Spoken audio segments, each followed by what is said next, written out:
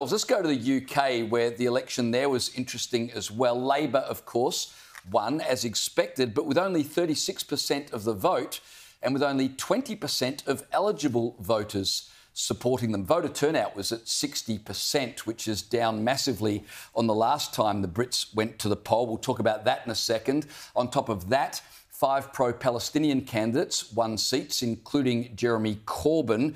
That has implications, perhaps, for Australia later on. And then, of course, there was the interest around Nigel Farage and the impact his campaign would have on Conservatives.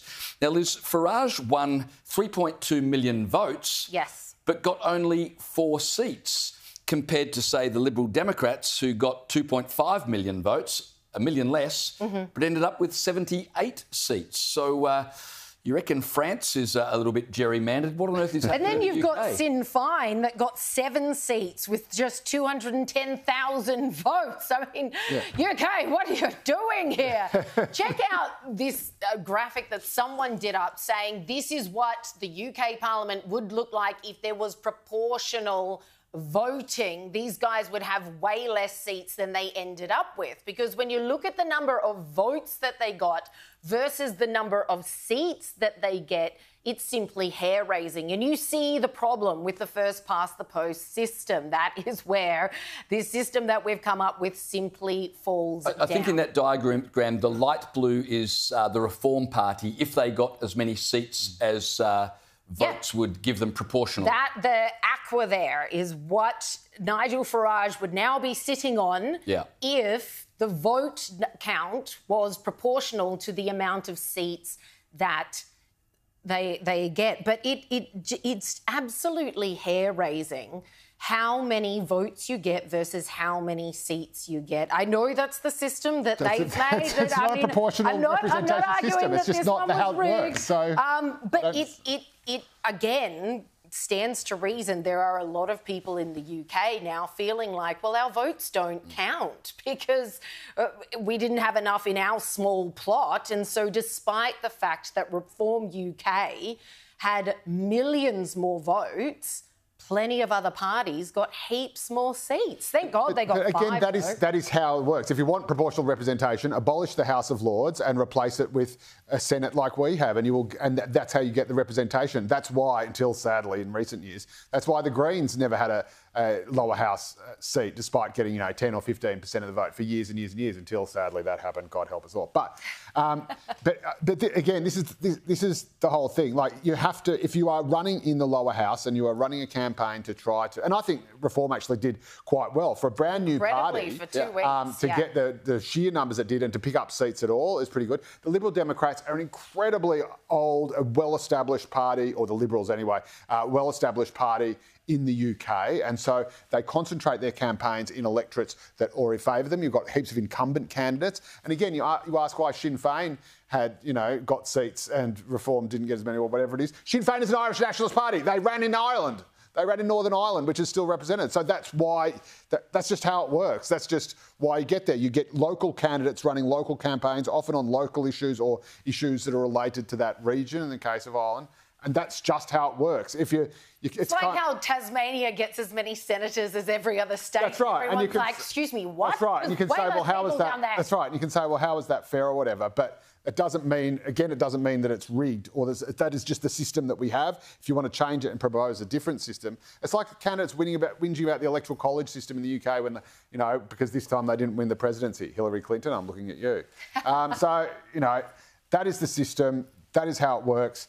If you think there should be proportional representation in the UK, again, sack the House of Lords, replace them with an actual Well, that's body. never going to happen, but it certainly does highlight an issue when you've got Lib Dems sitting on 77 seats when they got less votes than Reform UK, which is sitting on 5. That's right, but they got those votes where it counted and where it mattered. Yeah. And so you've got the new Prime Minister of the UK, Keir Starmer, who, as I said, got a very small proportion of votes, really, but an overwhelming majority. He said in an interview that if he had to choose between being Prime Minister or hanging with the folk in Davos, well, here he is. Have a listen. Let us just ask you quickly, you have to choose now between Davos or Westminster? Davos. Why? Because Westminster is too constrained, and it's closed, and we're not having meaning. Once you get out of Westminster, whether it's Davos or anywhere else, you actually engage with people that you can see working with in the future. Westminster is just a tribal shouting place.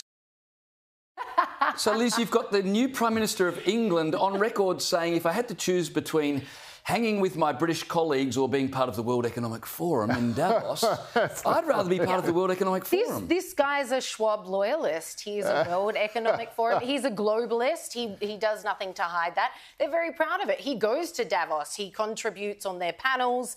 But here we have him now, a sitting PM, who's on record saying, I'd rather deal with those guys because in Parliament, people disagree with me and there's shouting matches. In Davos, we're all on the same page, marching out Agenda 2030. It's all marvellous. To be fair, there's not many in the British Parliament who disagree with him now because no, not at all, the Labor since Party he's got have an cleaned up. absolute majority. I think it's important that people know who he is and what he stands for. And that he's saying the exact same thing that Donald Trump is saying when he says drain the swamp. You can't trust Washington. He's saying that Westminster is the same as full of tribal cliques, people who vote according to factional loyalties or party loyalties.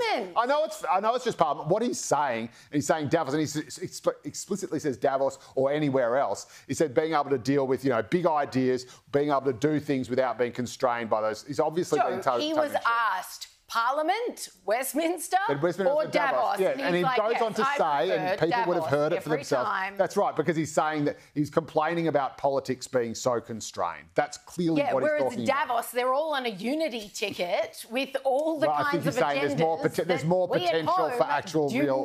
There's more potential for actual real change. And I tell you what, Keir Starmer is the best thing to happen to the British Labor Party, the UK Labor Party, since Tony Blair. If you think he's left wing, you should have seen the last guy. Oh, please, yes. Who got elected, by the way, on a pro-Palestinian ticket. Another party rat, believe it or not. If you want to see what could be heading our way in Australia, Jeremy Corbyn, the man who's supposedly Labor to his bootstraps, the grand old comrade Corbyn, turned out to be a dirty little Labor rat. Lost the leadership and betrayed his party, ran against it as an independent in his seat on a pro-Palestine ticket. Of course, he's not just pro-Palestine, he's pro any rubbishy socialist tin pot dictatorship, as few in South America he's pretty fond of.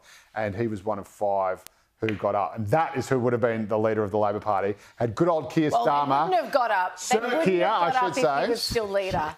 He nearly got up. Jeremy Corbyn nearly got up. It was one of the biggest scares. Keir Starmer got up because the Conservatives were so inept and they didn't fail, they betrayed the British public. Keir Starmer is comparatively boring and bland, and that's to disguise and a quite safe pair radical of agenda. Hands. Nigel Farage is the only real leader on the scene these days, would you say? And just thank God that he made it in, because the next few years are going to be very interesting with that man in the House of Lords taking him on.